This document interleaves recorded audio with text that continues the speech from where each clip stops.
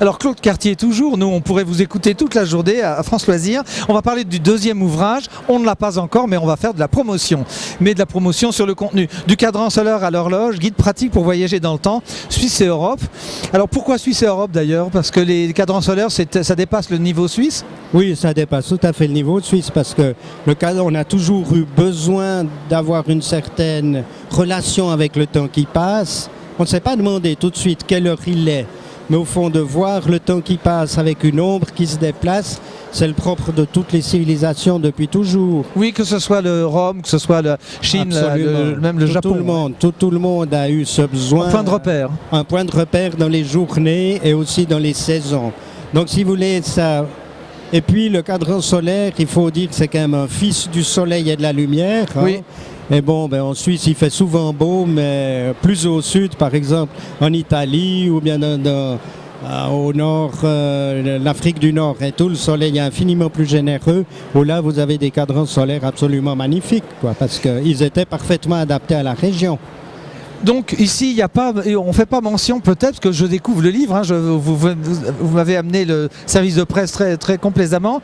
J'ai voyagé il n'y a pas longtemps au Japon, il y avait 2 heures, il y a des gens qui étaient payés pour faire les heures d'hiver et les heures d'été. Est-ce que le cadran solaire, est-ce qu'ils avaient déjà songé à ça? Alors les cadrans solaires se sont adaptés à ça, aux heures d'hiver, aux heures d'été, mais au fond, ce n'était pas une chose... C'est une chose assez récente, cette différenciation entre heure d'hiver et heure d'été.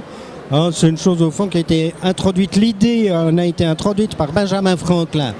Mais avant, personne ne pensait à ça parce que simplement on vivait à l'heure solaire, point terminé. C'était midi quand le soleil était au zénith et puis on ne s'inquiétait pas que ce soit l'hiver ou l'été. Et l'expression populaire qui dit chercher midi à 14h, c'est à l'époque où on changeait d'heure. D'où vient l'ambiguïté là?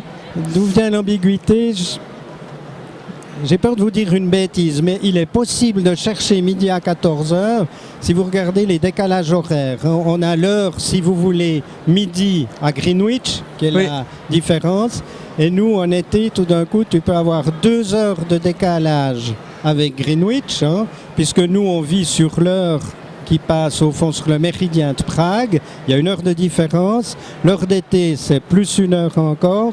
Donc, on peut en effet trouver midi à 14h chez nous. Est-ce qu'en lisant votre livre, on va être rassuré sur ces changements d'heure et cette obsession qui est fondamentalement humaine? Que vous soyez agronome ou journaliste, vous êtes aussi tributaire de l'horaire, du solaire en tout cas. Alors justement, là, votre question sur l'horaire solaire, maintenant, on ne vit plus à l'heure solaire parce qu'il s'est trouvé que nos horloges atomiques sont beaucoup plus, je dirais pas précises, beaucoup plus régulières que le soleil, que la Terre.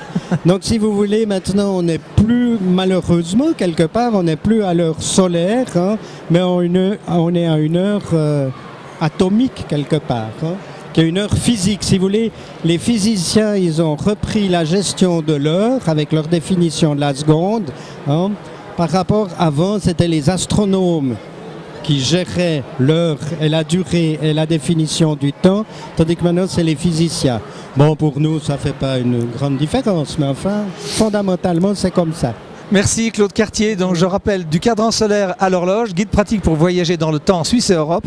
Et puis Claude Cartier, le premier volume qui est chez nous déjà, à la découverte des chapelles de Suisse. Puis concernant le temps, on connaît le livre Les Maîtres du Temps. On a reçu son auteur Jean-Robert Probst, puisque l'horlogerie suisse a une précision. Elle, je ne sais pas si elle est astronomique, mais on verra. Merci beaucoup pour votre visite. Merci bien.